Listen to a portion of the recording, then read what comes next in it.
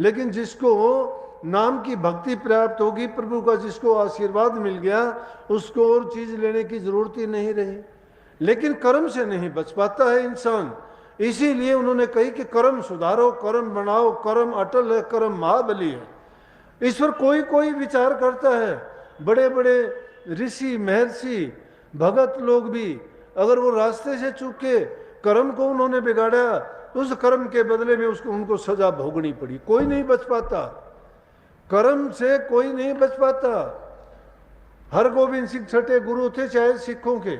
एक दिन क्या को तक किया कि बैठे हुए हैं दरबार में और एक बटेरे को हाथ में पकड़ रखा है, एक बाज उसको वहां जिंदे को खा रहा है।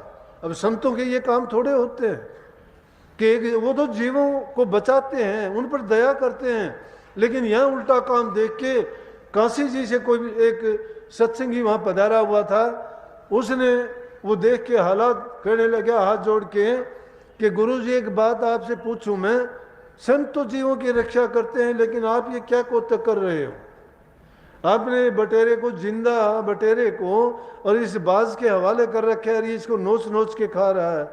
कहने लगे भाई ये इसका कर्म था और उस कर्म को भोग रहा है, मैं भुगतवा रहा हूं इसके कर्म को।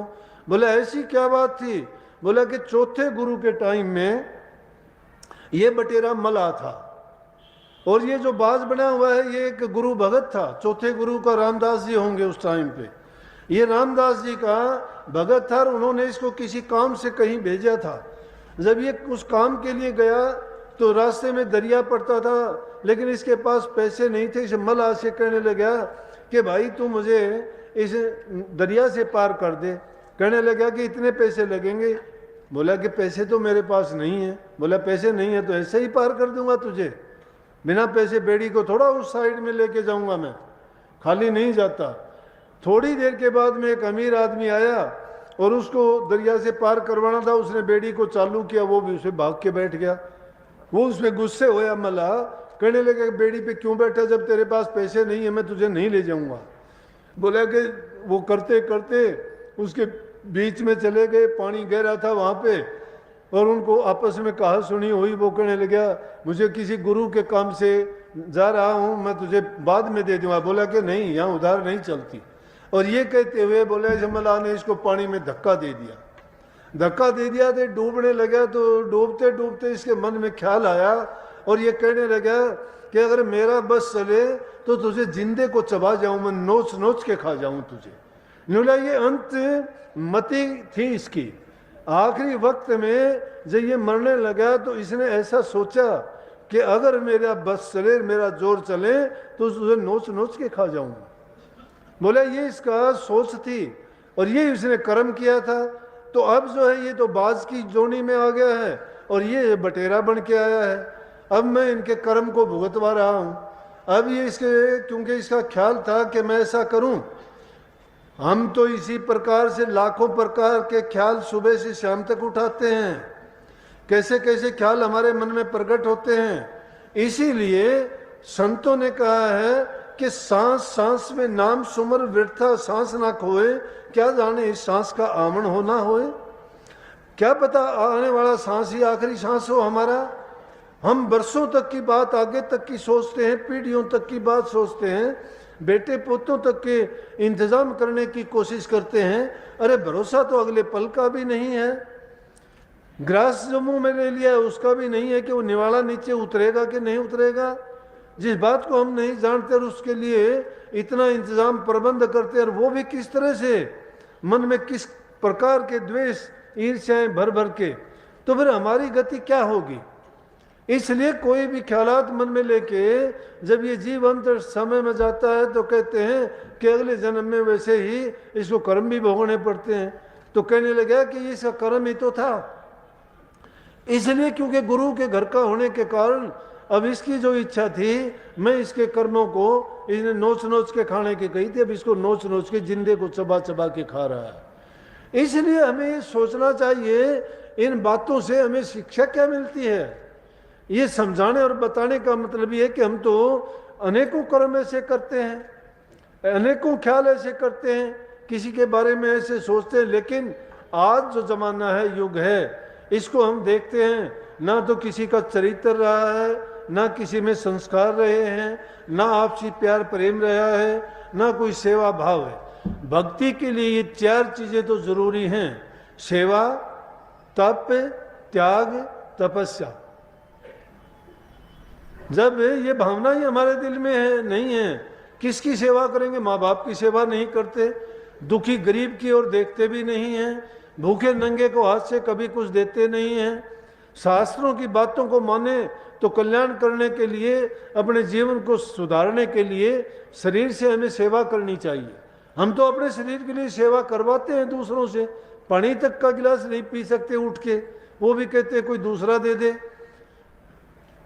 कमा के खाना नहीं चाहते हैं, हेरा फेरी का, ठगी का खाना चाहते हैं। अरे जैसा खाओगे लूट खसूट का, जैसा अन्न खाओगे वैसा मन हो जाएगा। तुम धोखाधड़ी का जैसा खाते हो वैसे ही तुम्हारे विचार होते, परिवार बिगड़ जाता है, संतान बिगड़ जाती हैं, उनकी सोच बिगड़ जाती है। तो फिर तो आपस में लड़ाई रहेगा, झगड़ा रहेगा, भाई भाई का दुश्मन बन जाएगा, बाप बेटे का दुश्मन होगा, घरों में प्यार प्रेम जाता रहेगा। जहाँ बुजुर्ग आदमियों की इज्जत कदर नहीं है, जहाँ उनकी सेवा नहीं की जाती है, उनकी बातों को माना नहीं जाता है, उनकी शिक्षाओं पर नहीं चला जाता है, वो घर बसता है दिखावे के लिए, लेकिन वो घर कुछ नहीं है, सुनती नहीं है, अच्छे गुण नहीं है, कुमतियाँ भरी पड़ी हैं, बुरे विचारों से सब के सब मन खराब है। इसीलिए कहते हैं कि कलयुग है, कलयुग है। कलयुग से भी मैं तो कह देता हूँ कि वो 4 युग तो बने थे, अब तो कलयुग क्या पाप युग चल रहा है। कोई किसी पर यकीन नहीं रहा, कोई भरोसा किसी पर नहीं है, किस पर यकीन किया जाए? क्योंकि संस्कार नहीं है, अच्छे ख्यालात और विचार नहीं है। जो संतों के सत्संग में जाके भी जीव सुधरता नहीं है, अपने जीवन को नहीं संवारता है, लेकिन कर्म से नहीं बच पाता। अपनी नीति और मन को साफ करके अगर कोई अपने जीवन को बनाता है तो मैं कहता हूं कि उसके लिए तो अब भी सब कुछ सतयुग है। उनके लिए कभी भी ना त्रेता आया, ना द्वापर आया, ना कलयुग आया और ना ये पाप युग आया। आदमी के मन के अंदर तसल्ली होनी चाहिए, यकीन होना चाहिए। प्रभु के नाम जपने वालों पर तो प्रभु के प्रति भी यकीन और भरोसा उनका उठ गया है। तो दिखावे के लिए हम भक्ति करते हैं क्या? अगर हम सच्ची भक्ति ही करना चाहते हैं तो उसके लिए सबसे सरल रास्ता यह है कि अपने मन के अंदर प्यार प्रकट करो, बुरे के संग ना जाओ। मैं कहता हूं अगर तुम गुरुद्रोही के दर्शन भी करोगे, वो पाप का ठेकरा तुम्हारे सिर फोड़ देगा। अगर तुम गुरुद्रोही के पास बैठोगे उसको पाप कम लगेगा, लेकिन तुम गुरु की निंदा सुनते हो, सत्संग की निंदा सुनते हो, बुराई सुनते हो, वो सारा पाप तुम्हारे ऊपर उड़ेल देगा, वो बच जाएगा, तुम मरोगे।